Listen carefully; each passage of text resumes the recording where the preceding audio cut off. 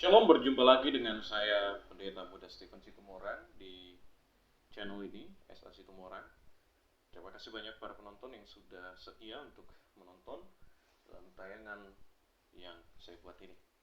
Pada kesempatan ini kita akan belajar dari pelajaran sekolah sahabat kita, pelajaran ke-10 mengenai suami dan istri bersama di salib. Tapi sebelum kita belajar, kita berdoa. Bapa kami dalam surga, berkati kami ya Tuhan, supaya kami boleh memahami, juga melakukan firman-Mu, sehingga kami boleh menjadi anak-anak terang. Di dalam nama Yesus Kristus kami berdoa. Amin. Suami dan istri bersama di salib. Kalau misalnya kita perhatikan di dalam ayat inti kita, saya akan bacakan. Hai suami, kasihilah istrimu sebagaimana Kristus telah mengasihi jemaat dan telah menyerahkan dirinya baginya untuk menguduskannya, sesudah ia menyucikannya dengan memandikannya dengan air dan firman, supaya dengan demikian ia menempatkan jemaat di hadapan dirinya dengan cemerlang tanpa cacat atau kerut atau yang serupa itu, tetapi supaya jemaat kudus dan tidak bercelah. Kalau kita perhatikan di dalam pelajaran sekolah sahabat kita belajar di sini adalah hubungan antara suami juga istri. Hubungan antara suami dan istri, dan semuanya itu berkaitan dengan jemaat. Dan apabila kita belajar di sini adalah jemaat, ini berhubungan dengan Yesus Kristus. Hubungan ini, jemaat dan Yesus Kristus, sudah barang tentu adalah hubungan yang secara vertikal. Sedangkan di dalam jemaat juga antara rumah tangga, sepasang suami istri, harus ada hubungan antara suami dan istri yang juga sesuai dengan hubungan yang di sini. Dalam artian hubungan itu, kalau kita perhatikan di sini, bahwa ada dua yang dijelaskan. Yang pertama, suami itu harus kasih terhadap istrinya, sedangkan istri harus tunduk.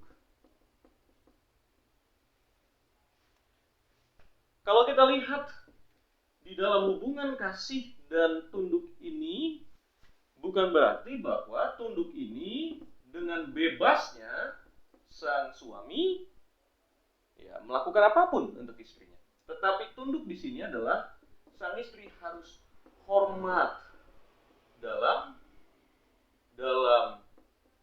Yesus. Jadi harus hormat.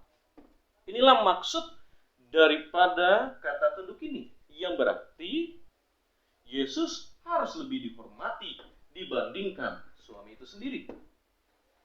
Yang selanjutnya kita lihat di sini bahwa ini juga adalah gambaran antara jemaat dan juga Yesus Kristus.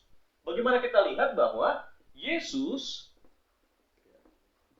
kasih terhadap jemaatnya, dan jemaat harus tunduk terhadap firman-Nya.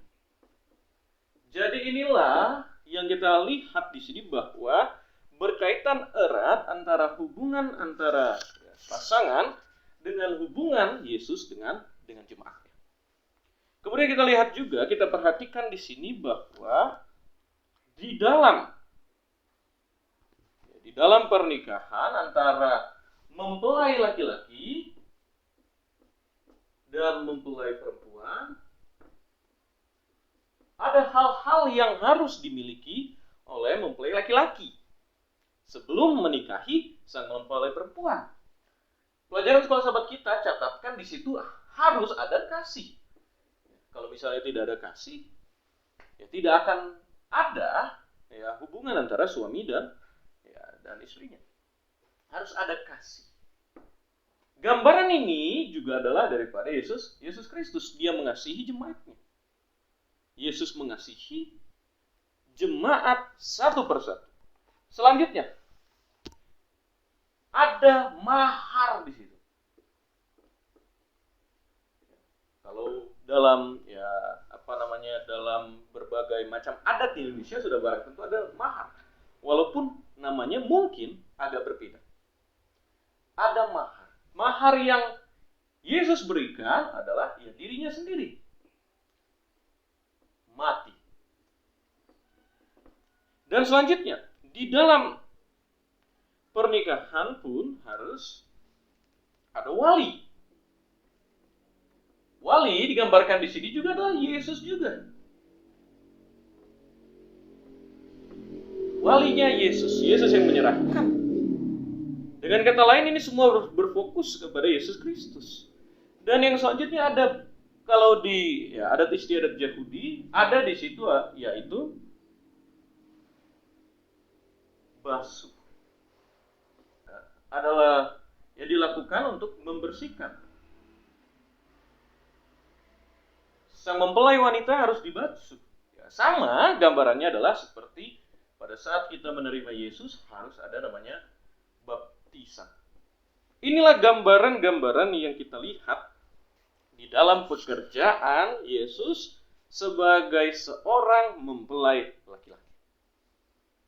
Kita juga perhatikan di sini bahwa di dalam gambaran rumah tangga ini antara Yesus dan jemaat, kita juga harus perhatikan bahwa ini juga secara aplikasinya juga harus diterapkan oleh suami.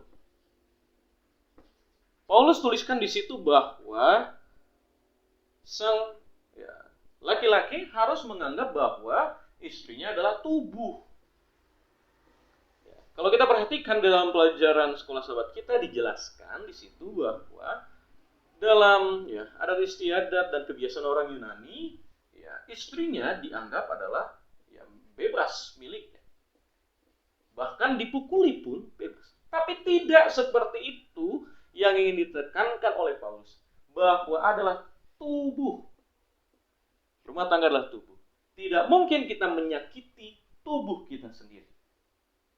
Tidak mungkin. Oleh sebab itu, gambar ini juga sama seperti Yesus. Yesus adalah kepala, jemaat adalah tubuh. Semuanya berkaitan erat dengan pelayanan Yesus. Rumah tangga Kristen fokusnya adalah Yesus yang paling terutama. Bersama di salib. Itulah Yesus. Oleh sebab itu jangan ada saling mendominasi. Jangan ada di sini yang menganggap dirinya lebih hebat daripada yang lainnya. Dengan pasangan harus ada namanya persatuan. Sehingga rumah tangga itu sesuai dengan apa yang diharapkan oleh Paulus, yaitu rumah tangga Kristen. Demikianlah pelajaran sekolah sahabat kita di dalam penjelasan yang saya berikan yang mengajarkan kepada kita bahwa dalam rumah tangga harus ada kasih dan gambaran itu adalah Yesus. Dan satu kutipan yang saya ingin bacakan di hari Jumat. Jangan coba memaksakan kehendak hatimu terhadap satu sama lain. Kamu tidak dapat melakukan ini dan terus memelihara cinta terhadap satu sama lain. Hendaklah kamu manis budi, sabar, menahan diri, menghormati dan sopan santun. Kiranya ini dapat menjadi pegangan kita bahwa di dalam rumah tangga kita jangan memaksakan. Jangan coba apa yang kita inginkan harus dilakukan oleh pasangan kita. Kiranya Tuhan Yesus memberkati kita. Adalah doa dan harapan saya. Kita berdoa. Bapa kami dalam surga, pada saat ini Tuhan kami telah belajar firman-Mu. Berkati kami Tuhan supaya kami boleh memahami dengan baik. Bukan hanya kami paham, tapi kami melakukannya dalam rumah tangga. Di dalam nama Yesus Kristus kami berdoa. Amin. Tuhan Yesus menyertai kita sehingga kita boleh lebih memahami firman. Amin.